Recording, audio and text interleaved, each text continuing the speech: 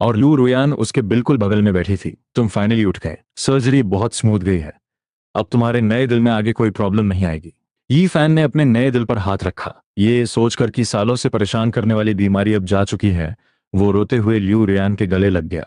ल्यू रुयान उसकी पीठ सहलाने लगी और उसे इमोशंस पर कंट्रोल रखने को कहा। वार्ड की एक नर्स ने यह देखा तो मजाक में बोली, डॉक्टर ल्यू रुयान सच में अपने हस्बैंड से बहुत प्यार करती हैं।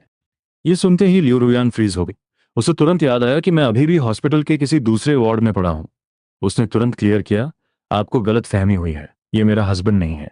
तुम आराम करो, मैं फांग युआन को एक बार देख कर आती हूँ। और जैसे ही ल्यू रुयान उठने वाली थी, ये फैन ने अचानक उसका हाथ कस के पकड़ लिया। मैंने पेरेंट्स से मेरी इस सर्जरी का सच छुपाया है, ये मेरी रिकवरी का सबसे क्रूशल टाइम है। अगर मेरे आसपास कोई नहीं होगा तो मुझे डर है कि मैं अकेले ठीक नहीं हो पाऊंगा। ल्यू रुयान ने ये फैन का बीमार फेस देखा तो उसका दिल पिघल गया। उसने दिमाग में ये भी सोचा कि डॉक्टर्स और नर्सेज वहां मेरी थोड़ी बहुत केयर तो कर ही रहे होंगे। ठीक है, मैं कुछ दिन और यहाँ तुम्हारे पास रुकूंगी। उधर मॉर्ग के उस ठंडे कमरे में एक स्टाफ मेरी अकेले पड़ी बॉडी को घूर रहा था। 2 दिन बीत गए और कोई इस बॉडी को क्लेम करने नहीं आया।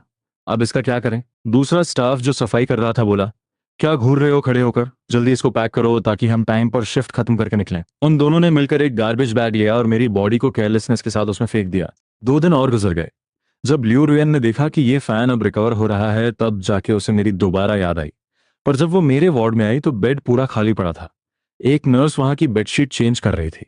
उसने पूछा, इस बेड का पेशेंट कहाँ है? नर्स ने उसकी तरफ देखा और बोली, ओ डॉक्टर ल्यू रुयान, वो तो हॉस्पिटल से डिस्चार्ज हो चुके हैं। नर्स का जवाब सुनकर ल्यू रुयान काफी चिढ़ गई। उसने माइंड में सोचा, मैंने हाल ही में उसकी सर्जरी की थी, ठीक से हॉस्पिटल में रेस्ट करने के बजाय वो सीधा यहाँ से भाग गया। उसने जल्दी से अपना फोन निकाला और मेरा नंबर डायल किया पर कॉल लग ही नहीं रही थी। ठीक है, अगर इसमें इतना ही एटीट्यूड है तो बाहर जाके सड़कों पर मरे, मुझे दोबारा फोन मत करना।